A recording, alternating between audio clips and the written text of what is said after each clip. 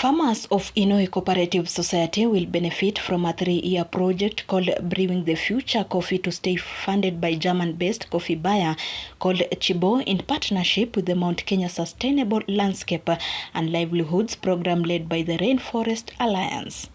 Marion Nganga, Country Director, Rainforest Alliance, the project is targeting about 5,000 farmers of Inoi Coffee Cooperative Society in Kirinyaga County to create a more sustainable world through protecting nature and improving their livelihoods. This project is important to the Rainforest Alliance mission, which is to create a more sustainable world through protecting nature and improving the livelihoods of farmers.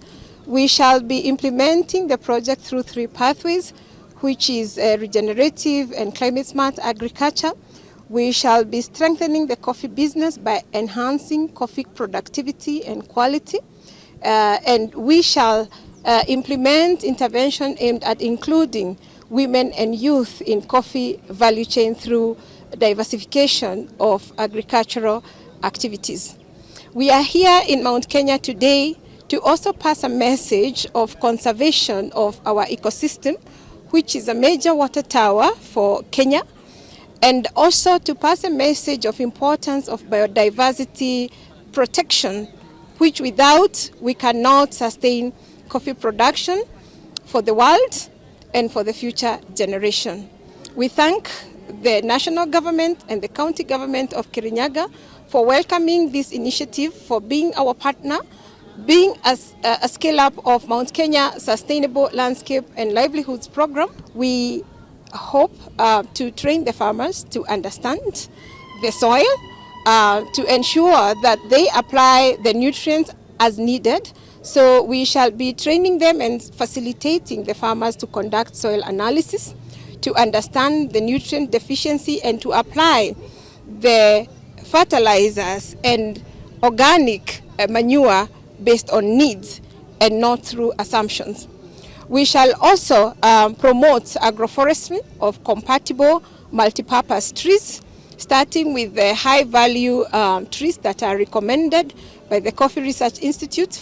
We also do hope that we can train the youth, both young women and young females, on coffee barista skills, because we understand that if we can increase consumption at origin, we can create markets for our coffee, but also create a sustainable source of livelihood for the very crop that our parents and the previous generations have been growing for almost a century. Karugu Macharia Landscape Management Board insisted that agroforestry, especially having other value crops like macadamia and avocados in the coffee farms and having indigenous trees play a key role during dry seasons by providing shades and falling leaves become source of nutrients. And so what we are doing is trying to see how we can conserve the environment and how we can increase our production in terms of coffee, as well as the quality.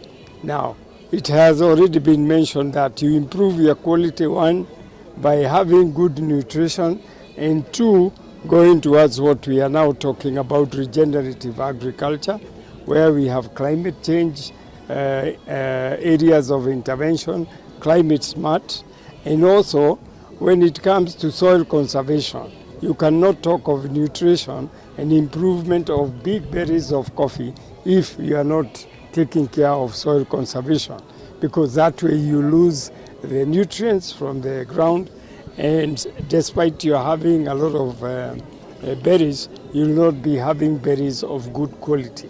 So I would like also to say, when we are talking of agroforestry, and we are talking of having macadamia, and we are talking of having avocados in the coffee farms, and having also the indigenous trees, those trees become very important, especially when it gets dry, because when it rains they'll get a lot of leaves, but when it gets dry and the coffee needs shade, that's where you'll get your shade. So you'll need to train the farmers on how best they can be able to manage even those trees which are in their farms. Felix Moai, chairperson Inoi Farmers Cooperative Society, said the training will turn around in operations of the society in terms of production, as they want to move current production of 630,000 kilograms annually to a target of 2.2 million. Farmers are very, very excited now that their dream of turning around Inoi has come true. The partnership has come by because of the prudence of the board members and the farmers of Inoi, which they have applied for the last 5 years from a production of 630,000 to the current about 2.2 million kilos, and it has attracted people to walk a journey with their farmers. The project looked to take care of the environment through regenerative agriculture, which will also help the farmers to do sustainable coffee production. This project is also looking at the diversification and all the business related supporting the coffee farmers. These businesses could be their avocados, their daily industry, or their daily ventures. And this to say, irrigations of horticulture, and even targeting the table banking and the merry-go-rounds from our mothers. This project, Inoi, is very delighted and very excited now that it is also focusing on youth, it's focusing on women, and basically it will take Inoi from the current income and triple it to above $1 billion per year. So we continue to request our farmers to keep doing what they are doing, to take advantage of the new catch, of the new capacity building which is coming. With this saying that the collaboration also attracts CRI, that is Coffee Research Institute, who will be down here helping our farmers and advising them. Reporting for Kurunzi, I'm Brenda Korir.